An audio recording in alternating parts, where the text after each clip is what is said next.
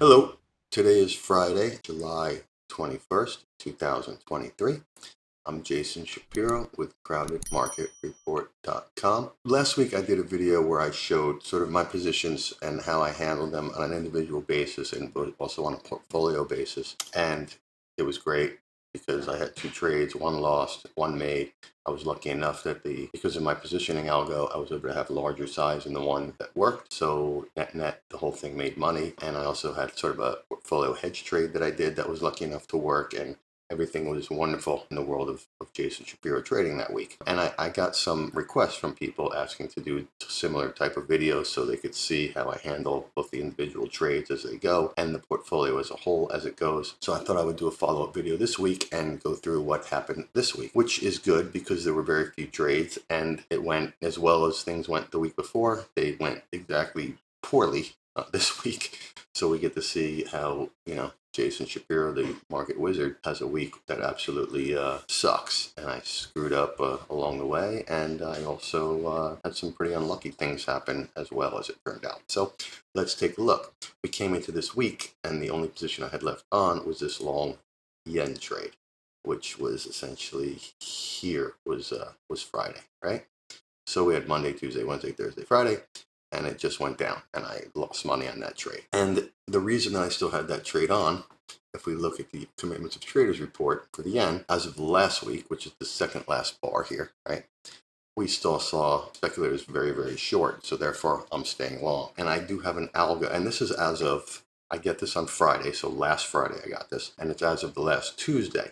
I do have an algo that then creates a daily COT based on movements in the market. It basically it interpolates using price and open interest changes over the course of the week. But because of the fact that this would have been Tuesday, this is when that COT would have been at. But because the move for 2 weeks went to here and then it went to here as of Tuesday to Friday, it wouldn't have picked up. Here they hadn't covered any shorts yet, right?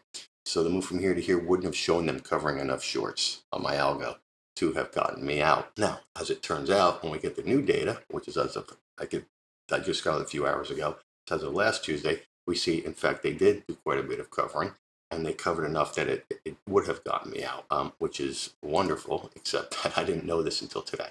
So I would have gotten out on Tuesday if I had known that, which would have been here.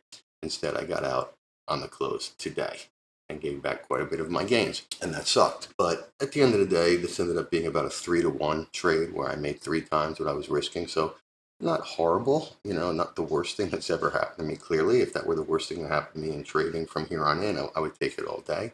It does hurt that it went from being a 7-to-1 winner to a 3-to-1 winner, but it is what it is. It's a process, it's a system, and my algo didn't pick it up this particular time, and that's unfortunate, but it happens. And like I say, it ended up being a winning trade, so not the worst thing in the world. Now, the second part is that I did have an out here, in that the British pound, which I had gotten stopped out of, was still showing, even as of the previous week, massive longs by spec, so I'm looking to get short.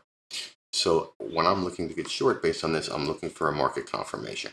And I had in my mind that there was a possibility of a market confirmation on Wednesday because there were some inflation numbers coming out in the UK. Hopefully those were going to be higher than expected and the market would fail on that and I could get short British pound. What ended up happening was that and this was that day right here. So I came in this day right here.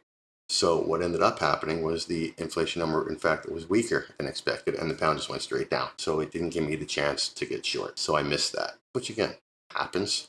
I don't get every trade, unfortunately. What I like to do is hopefully not get the bad trades as well, which is why I wait for the market confirmation. But I didn't get that trade. So that is what it is. However, we can take it to another level because the dollar index, which I don't have a signal to buy. I only have a signal to sell British pound, but the dollar index on Tuesday, which is right here, okay? We had bearish news for dollar on Tuesday, which was weaker economic data in the US.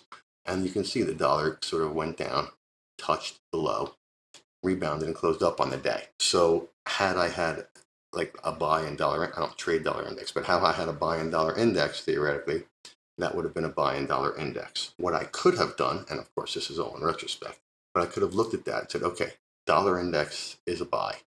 I can do that by selling British pound, which would have been here. And it's unfortunate because you can see that the range that day in the British pound, it went up as the dollar went down, and it closed down as the dollar went up. It was pretty small, so I could have gotten a pretty big position on that. That most likely would have fully hedged my yen position, and things would have been great. As it turned out, I hesitated. I wanted to wait for the UK thing, is how I justified that in my mind, and I missed it. And that's unfortunate. And it's particularly unfortunate because, truthfully, based on what I look at and what I listen to and the consensus out there, the real contrarian trade is to be long dollar or short pound or short euro or whatever. And here I am thinking the dollar's a buy, and yet I'm long yen. So in other words, I'm short dollar when I think the consensus trade is short dollar. So a little bit sad, given that I probably, of course, in retrospect, should have taken this British pound and front run my system, but I didn't. And so I missed it. And so now we are here. We see the British pound is, they've gotten even longer British pound, which makes it a sell for me. So now I'm hoping now I'm out of yen anyway, so I'm flat, but I'm hoping to get a sell in British pound somehow, maybe in the next week. Maybe there'll be some information that comes out that is bullish British pound, and it fails, and I can short it there. We also now, there was so much buying in the euro for the last week too, that I have a setup that I can short euro as well, which would have been nice to know as of Tuesday. But again, my algo did not pick that up, unfortunately. So that wasn't even an option there. But you can see Tuesday was the high in euro, and reversal day, and could have shorted that. But now I'm looking to get short euro as well. So maybe we can get some form of news failure there as well, and I can get short it, and that'll be my next trade. But as it is, that's what happened this week. Losing trade on the yen, sort of unfortunate lack of execution on my part in a way on the pound, an unfortunate non-pickup by my algo that creates daily COT on both the euro and the yen.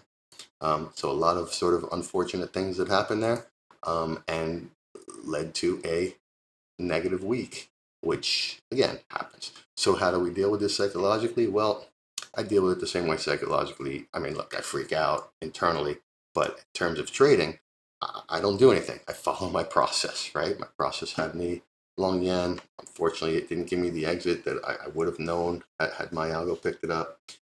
Happens. Like I say, the worst thing that happened was, I ended up making $3 for every $1 risk on that trade. Not the worst thing that could ever happen. And we move on. Losing weeks happen, losing months happen, losing quarters happen, losing years happen. The question is the process working? And clearly, I think that this process is still working. Had my algo nailed this, or had I known this information on time, or had it just been delayed by another few days, I would have been able to catch this short on the pound, or this short on the euro somewhere. Or had I been smart enough to just look at it on Tuesday and been like, okay, dollar, let's go with it, then it would have been fine. It happens. Nothing's perfect. But over time, I find I stick to my process. I stay disciplined to my process. Things work out, and that is what I plan to continue doing. So that was the story this week, and as always, happy to hear questions or comments on this. Please check us out on Twitter. Please check us out on crowdedmarketreport.com. Love to see you there, and I hope everybody has a nice, profitable week coming up. All right, thank you, and have a good week. Thanks.